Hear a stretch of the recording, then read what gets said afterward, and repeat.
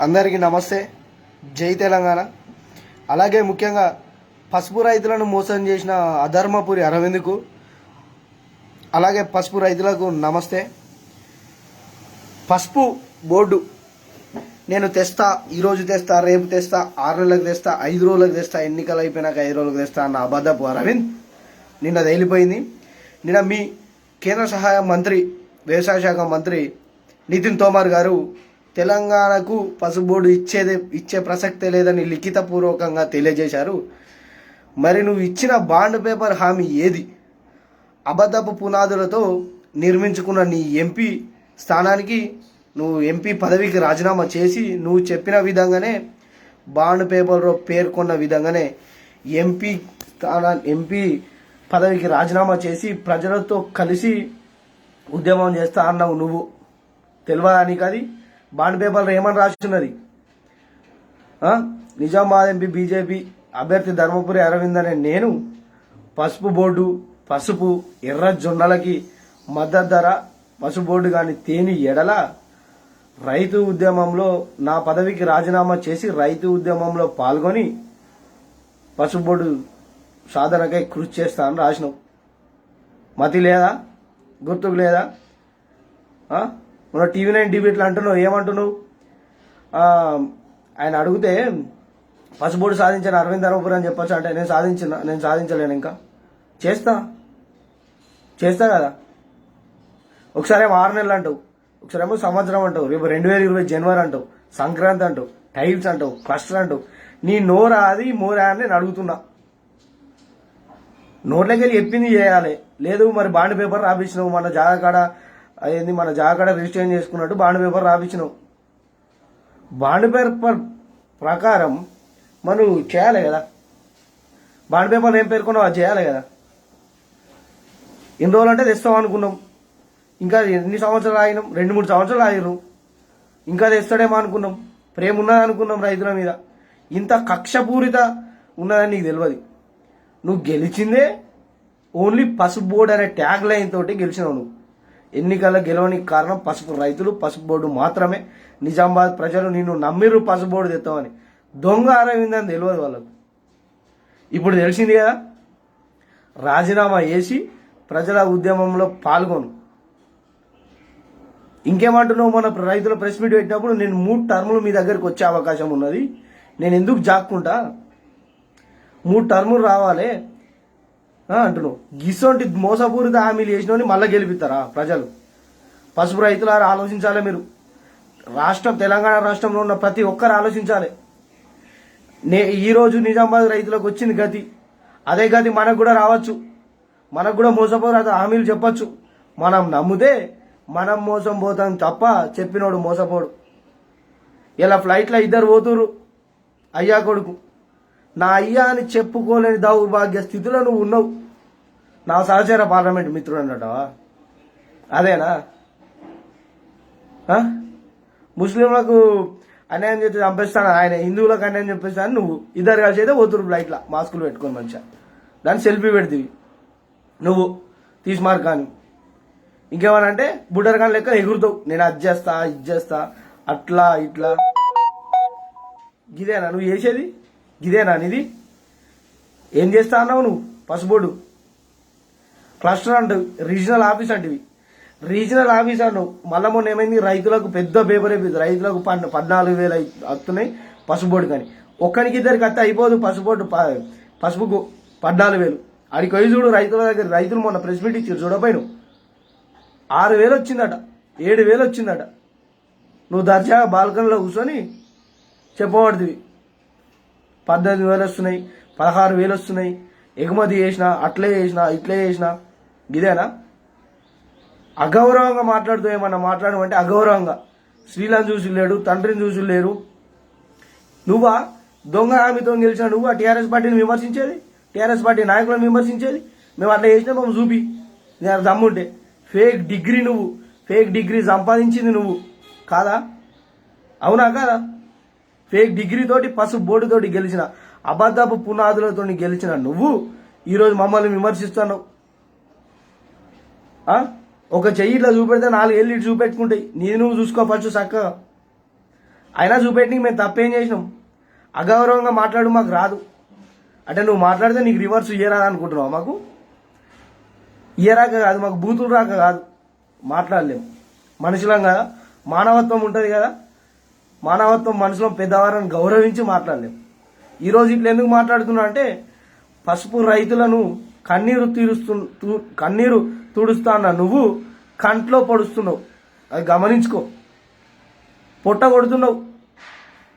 వాళ్ళు మంచిగా బతకాలని నీకు లేదా? వాళ్ళే కదా ఓట్లేసి గెలిచింది. వాళ్ళు లేకుంటే నీకు ఈ పదవి ఎక్కడదయ్యా?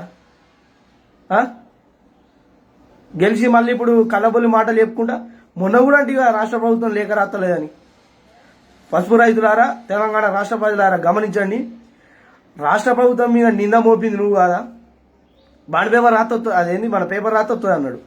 ఇలా మరి నితిన్ తోమర్కి తెలియదా?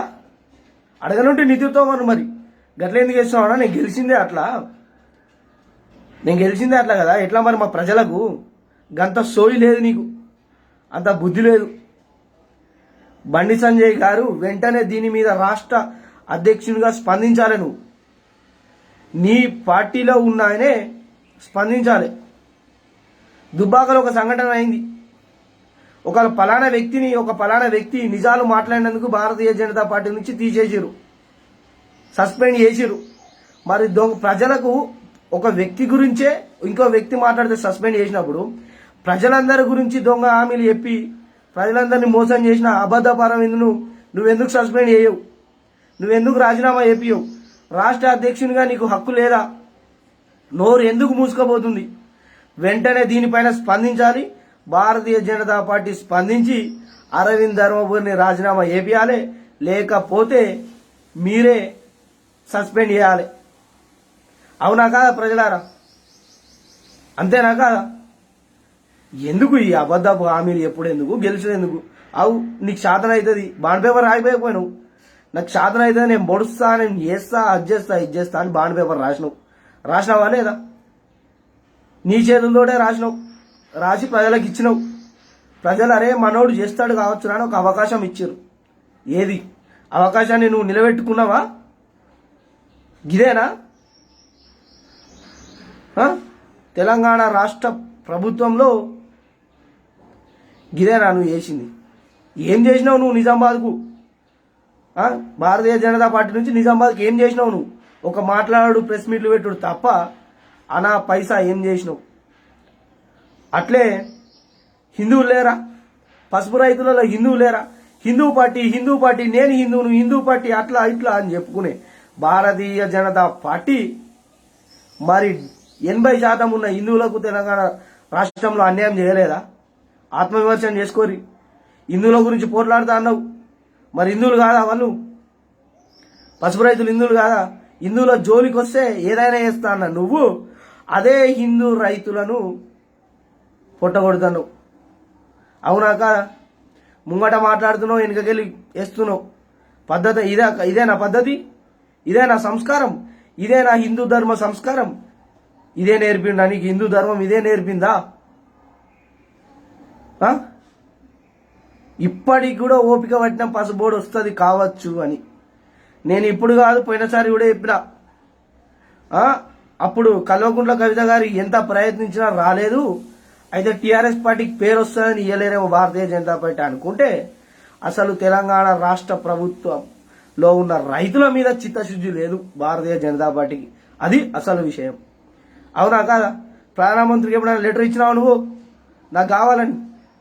వాడిని వీడిని అందరినీ పట్టుకొత్తివి నిజామాబాద్కు. అది చేపిస్తా ఇది చేపిస్తా అంటే ఏం చేయించినావు నువ్వు? మాకు కావాల్సింది ఒకటే, పసుపు బోర్డు సాధన.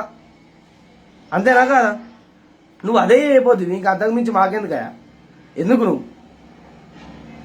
అరే మేము రోజు చట్నీ తోట తింటాం, తెల్లారి కూడా చట్నీ కావాలి. నువ్వు బిర్యానీ పెడతా అంటే ఎట్లా?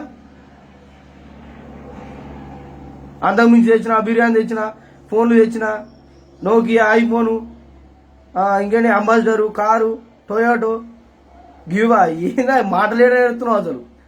మాటలేడెడుతున్నావు అర్థమవుతుంది. మంచిగా నేర్చినావు. అవునాగా?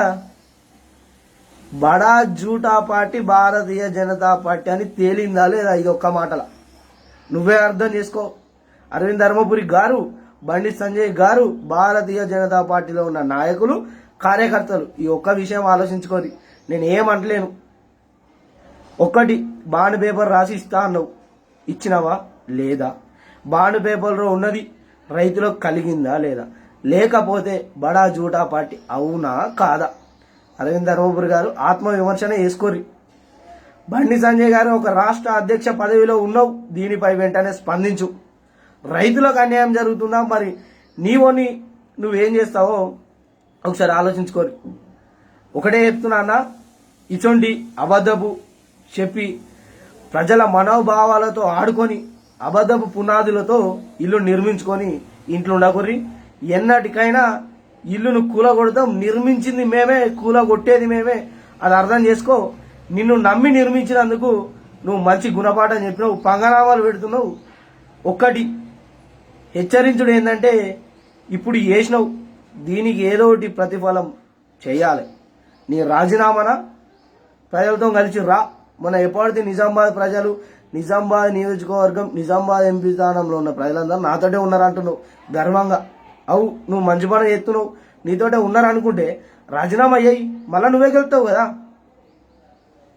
నువ్వు గెలుతావు కదా, మరి ఎందుకు ఇట్లా కలబొల్లి మాటలు ఎందుకు చెప్తున్నావు? ఎవరికి చెప్తున్నావు? ఎన్నిసార్లు వింటారా నీ మాటలు? ప్రెస్ మీట్లు పెట్టాలి, వాడిని తిట్టాలి, వీడిని తిట్టాలి. అగాదమ్మా తిట్టుడు? అసలు అగౌరవంగా మాకు మాట్లాడరాదా? నీకంటే ఎక్కువతాయి బూతులు, తిట్లు ఎక్కువతాయి. మేము కూడా పల్లెల్లోనే ఉన్నాం, వేసుకోరా అంటే వేరే ఉంటుంది కథ. అందుకే నేను చెప్పేది ఒకటే, మతం గురించి ఇప్పుడు నేను మాట్లాడలేను. హిందువులందరికీ న్యాయం జరగాలి. హిందూ రైతులకు అన్యాయం చేసింది కేంద్ర ప్రభుత్వం కాదా? కేంద్ర ప్రభుత్వంలో అధికారంలో ఉన్న భారతీయ జనతా పార్టీ అనే ముసుగులో ఉన్న బడా జూడా పార్టీ కాదా అని నేను ప్రతి ఒక్కరిని ప్రశ్నించుకుంటున్నా. జై తెలంగాణ, జై శ్రీరామ్.